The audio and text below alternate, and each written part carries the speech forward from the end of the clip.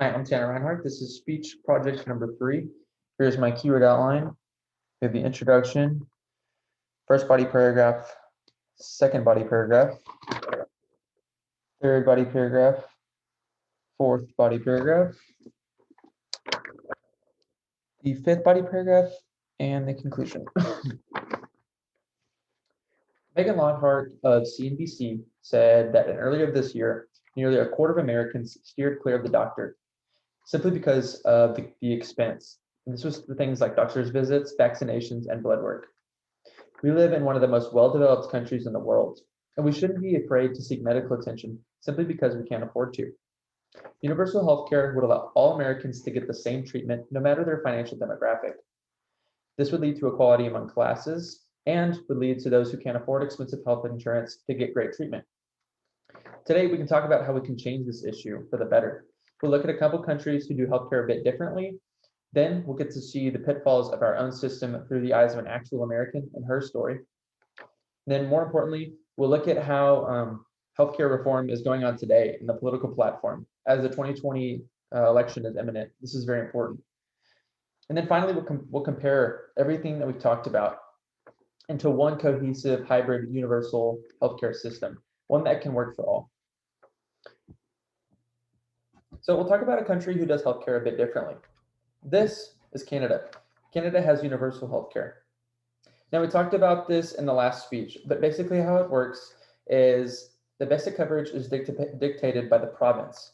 So the government plays a heavy role in deciding what basic coverage is guaranteed. However, what is guaranteed is basic necessary hospital care and physician services. So the government supervises healthcare in its province, and it makes sure that the funding and organization is there for physicians and programs. However, more important is that private insurance still remains, like America. So if you need extra things like dental and vision, you can get that in Canada.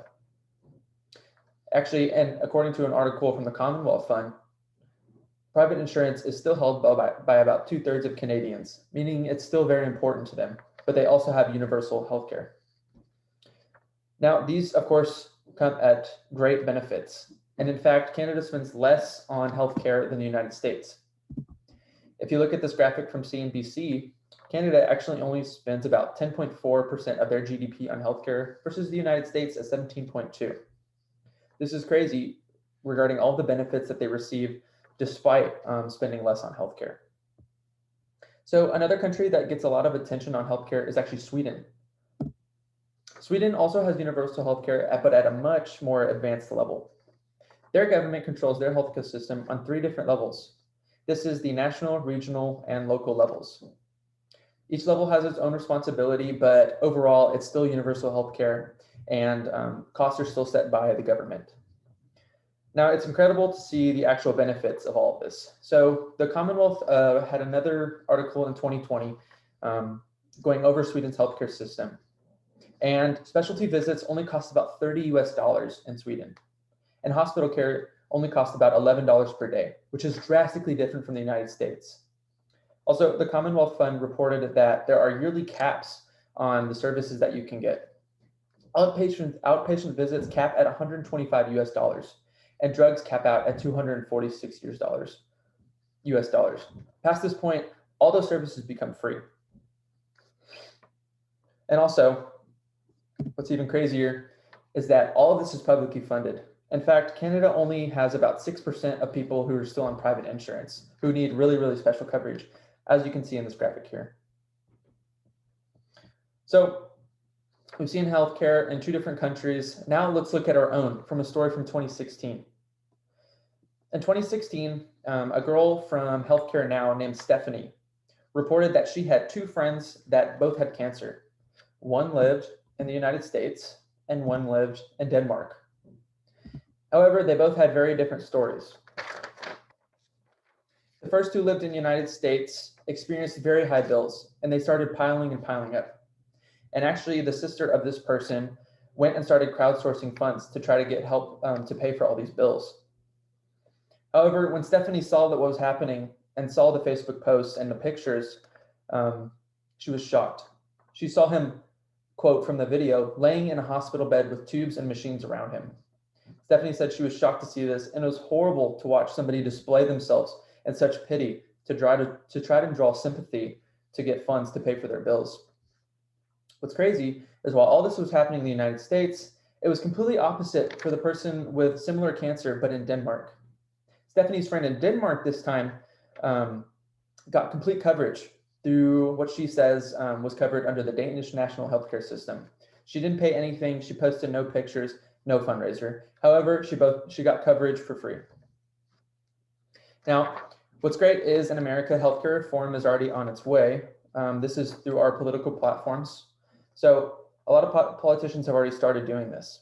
However, healthcare is kind of split among the Democratic and Republican Party. So they both have their own ideas on where healthcare should lead, but overall they think there should be reform. So the Republican Party has the same plan as they did in 2016, unfortunately, which is to remove the Affordable Care Act.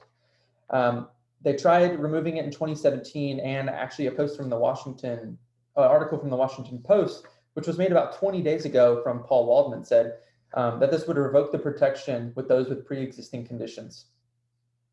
And the current administration was actually asked again how they would replace the ACA, because once they remove it, how are they going to come up with a system that implements something new as far as healthcare is concerned? When they were asked, their quote, also from the Washington Post by Paul Waldman, said, their plan is to improve healthcare and to protect pre-existing conditions for America. However, they gave no actual plan, and this was 20 days ago. Things are a little bit different on the Democratic side. On the Democratic side, they want healthcare for all. Famous politicians like Bernie Sanders said in a video made by Healthcare Triage, Bernie Sanders' bill would be to create a single healthcare plan for all U.S. residents. A lot of different Democratic candidates say different variations of Medicare for all. However, what's the same is that they all want universal healthcare in some different way. Maybe that's backed by the government and everybody having the same plan, or people have different plans based on their different classes, but overall it's all universal healthcare. So with all of these things in mind, let's see how a new healthcare policy should take place in America. Personally, we've seen a lot of different things from the countries in Canada and Sweden and how they have had a lot of government control, but how they have been able to have a lot of their basic healthcare services covered. So there should be a hybrid form in America. Currently, you can still get healthcare through your employer, and you can have great things like an HSA where you can have like a financial cushion. So just in case you have a medical emergency, you have that money backed up. So we wouldn't want to lose that right now. And if we kept the HSAs, but we also adopted universal healthcare, we could still get basic coverage, so we wouldn't even need to tap into the HSA. And we could not drive up the cost of healthcare because of big business marketing if we had a stronger government handle.